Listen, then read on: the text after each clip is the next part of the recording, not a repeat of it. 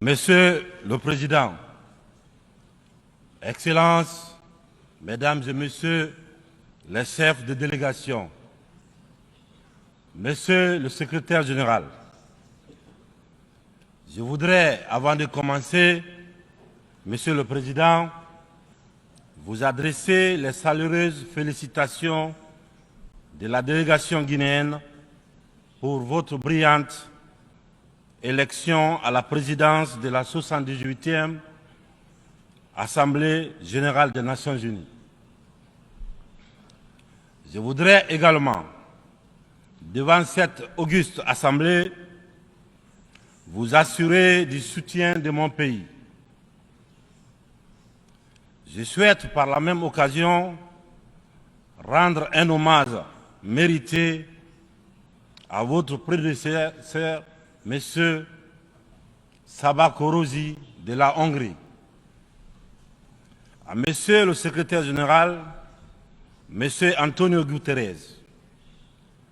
Je le remercie pour le dévouement avec lequel il dirige notre organisation.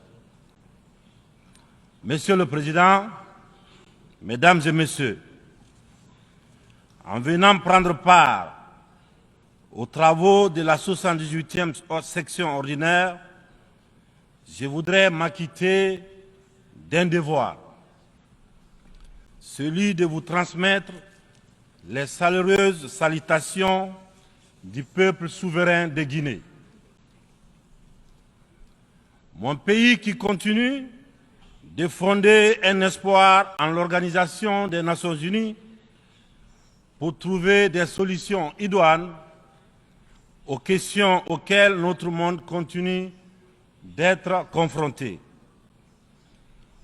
Dans ce cadre, Monsieur le Président, nous pensons que les fondamentaux qui ont sous-tendu à la création de notre organisation doivent s'adapter aux mutations profondes de notre société. L'objectif du thème de la présente session, paix, prospérité, progrès, durabilité, est d'actualité. Évocateur et mérite une attention particulière de notre part. Épidémie de coups d'État en Afrique. Après celle de la Covid-19, le continent est frappé par celle des putschs militaires, notamment dans les pays francophones du sud du Sahara. C'est tout le monde qui les condamne, qui les sanctionne, qui s'émeut de la réapparition brusque de cette pratique que l'on croyait révolue, à juste titre. Mais j'ai envie de dire que la communauté internationale doit avoir l'honnêteté et la correction de ne pas se contenter de dénoncer les seules conséquences, mais de s'intéresser et de traiter les causes.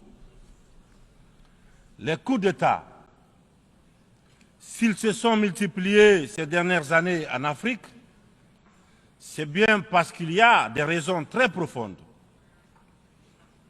Et pour traiter le mal, Mesdames et Messieurs, il faut s'intéresser aux causes racines. Le putschiste n'est pas seulement celui qui prend les armes, qui renverse un régime. Je souhaite que l'on retienne que les vrais putschistes, les plus nombreux, qui ne font l'objet d'aucune condamnation, c'est aussi ceux qui manigancent, qui utilisent la fourberie, qui trichent pour manipuler les textes de la Constitution afin de se maintenir éternellement au pouvoir. C'est ceux en col blanc qui modifient les règles du jeu pendant la partie pour conserver les rênes du pouvoir. Voilà les putschistes les plus nombreux. Monsieur le Président, Mesdames et Messieurs, je fais partie de ceux qui, un matin, ont décidé de prendre nos responsabilités pour éviter à notre pays un chaos complet, une situation insurrectionnelle. Aucune force politique, toute complètement neutralisée à l'époque, n'avait ni le courage ni les moyens de mettre fin à l'imposture que nous vivions. La rectification institutionnelle à laquelle mes frères d'armes et moi avons pris nos responsabilités le 5 septembre 2021 n'était qu'une conséquence de cette situation de chaos qui avait fini par fissurer le tissu social et mettre à mal le vivre ensemble. Sans être exhaustif, nous pensons que les transitions qui sont en cours en Afrique sont dues à plusieurs facteurs parmi lesquels on peut citer les promesses non tenues, l'endormissement du peuple, le tripatouillage des constitutions par des dirigeants qui ont pour seul souci de se maintenir au pouvoir au détriment du bien-être collectif. Aujourd'hui, le peuple africain sont plus que jamais éveillés et décidés à prendre leur destin en main. La mauvaise répartition des richesses crée des inégalités sans fin. La famine, la misère qui rendent le quotidien de nos populations de plus en plus difficile. Ces inégalités font partie des causes des événements qui mettent en péril surtout le vivre ensemble. Quand les richesses d'un pays sont dans les mains d'une élite, alors que les nouveau-nés meurent dans les hôpitaux par manque de couveuses, il n'est pas surprenant que dans de telles conditions, nous assistons à des transitions pour répondre aux aspirations profondes du peuple. L'Afrique souffre, mesdames et messieurs. Elle souffre d'un modèle de gouvernance qui lui a été imposé. Un modèle certes bon et efficace pour l'Occident, qu'il a conçu au fil de son histoire, mais qui a du mal à passer et à s'adapter à notre réalité, à nos coutumes, à notre environnement. Hélas, j'aimerais dire que la grève n'a pas pris. Je sais que lorsque je dis cela, tout de suite, ils sont nombreux à se dire encore un bidas qui veut tordre le cou à la démocratie. Encore un soldat qui veut imposer sa dictature. Cependant, de façon très claire, sans hypocrisie, sans faux semblant, les jeux dans les jeux, nous sommes tous conscients que ce modèle de démocratie que vous nous avez si insidieusement et savamment imposé après le sommet de la Baule en France, presque de façon religieuse, il ne marche pas. Les différents indices économiques et sociaux sont là pour démontrer que ce n'est pas un jugement de valeur sur la démocratie en elle-même. Croyez-moi, bien entendu, c'est un constat, c'est un bilan. Sur plusieurs décennies d'expérimentation chaotique de ces modèles dans notre environnement, une période où il n'a été question que des outils politiques, au détriment, bien sûr, au détriment de l'essentiel, qui est l'économie, la transformation de nos matières premières sur place. Permettez-moi de pousser l'exercice de vérité un peu plus loin. Avec ma courte mais intense expérience à la gestion d'un État, la Guinée, j'ai mieux mesuré à quel point ce modèle a surtout contribué à entretenir un système d'exploitation et de pillage de nos ressources par les autres. Et une corruption très active de nos élites, des leaders nationaux, à qui on a souvent accordé des certificats de démocrates. Et en fonction de leur docilité ou de leur aptitude à brader les ressources et les biens de leur peuple, ou encore de leur facilité à céder aux pseudo-recommandations et injonctions des grandes puissances. Je dois d'ailleurs, dans ce sens, confesser que tout ce à quoi je fais face dépasse l'imagination. Ce sont les mêmes qui confessent la démocratie, la transparence, qui dénoncent la mauvaise gouvernance et la corruption, qui dictent les règles. C'est eux qui en offrent très discrètement et sournoisement redoublent de pression pour nous faire céder notre patrimoine dans des contrats léonins. Je comprends certains dirigeants, quelques-uns de mes prédécesseurs, qui, parce qu'ils avaient des fragilités, parce qu'ils étaient sous pression, ou parce qu'ils traînent des casseroles, ou surtout parce qu'ils avaient des agendas politiques, ont cédé à ce qu'on leur demandait. Je les comprends sans les approuver. Certains m'ont même rappelé que si j'avais un agenda politique, je serais moins à l'aise pour mener à bien les réformes auxquelles mon gouvernement et moi nous nous sommes attaqués. Une chose est certaine, nous n'avons qu'une seule préoccupation, le bien-être du peuple et le vivre ensemble. C'est cela notre priorité.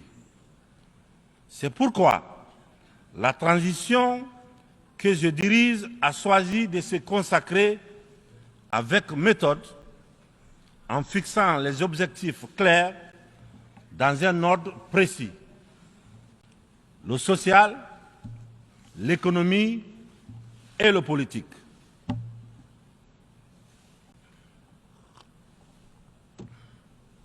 Monsieur le Président, Mesdames et Messieurs, mon uniforme, je l'ai mis au service de mon peuple.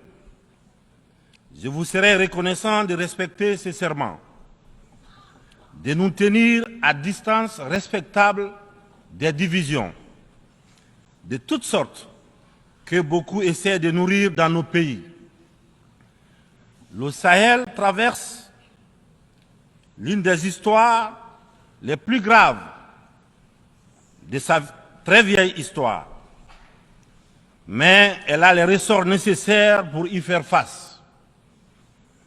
Son sens légendaire de la diplomatie doit être libéré, afin qu'ensemble, nous nous parlions sans interférence. C'est pourquoi, et pour cela, que la CEDEAO, dont la vocation était économique, doit cesser de se mêler de la politique et privilégier le dialogue. Nous, Africains, nous sommes fatigués, épuisés des catégorisations dans lesquelles les uns et les autres veulent nous mener. Et surtout veulent nous cantonner. La population de l'Afrique est jeune. Elle n'a pas connu la guerre froide. Elle n'a pas connu la guerre et les guerres idéologiques qui ont façonné le monde pendant les 70 dernières années.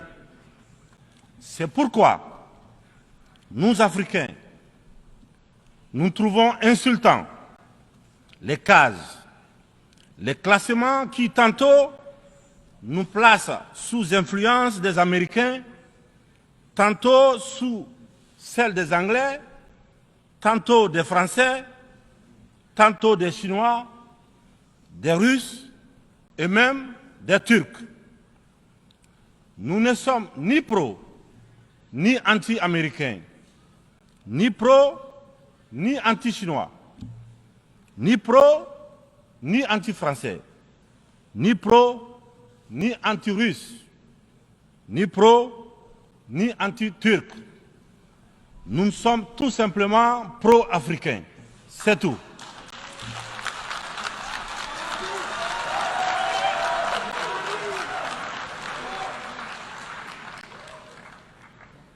Nous mettre sous la coupe de telle ou telle puissance est une insulte, du mépris, du racisme vis-à-vis d'un continent de plus d'1,3 milliard de personnes. Il est important, dans cette prestigieuse et influente assemblée, que l'on comprenne clairement que l'Afrique de papa, la vieille Afrique, c'est terminé.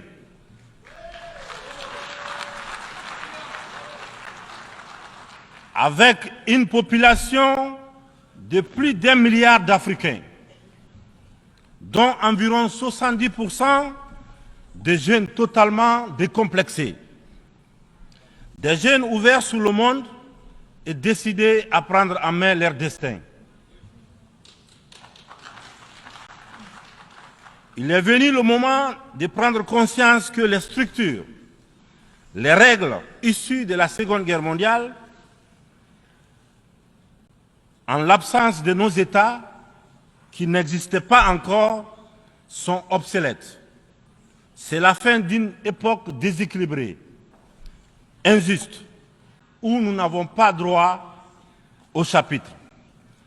C'est le moment de prendre en compte nos droits, de nous donner notre place, mais aussi et surtout le moment d'arrêter de nous faire de la leçon, de nous prendre de haut, d'arrêter de nous traiter comme des enfants.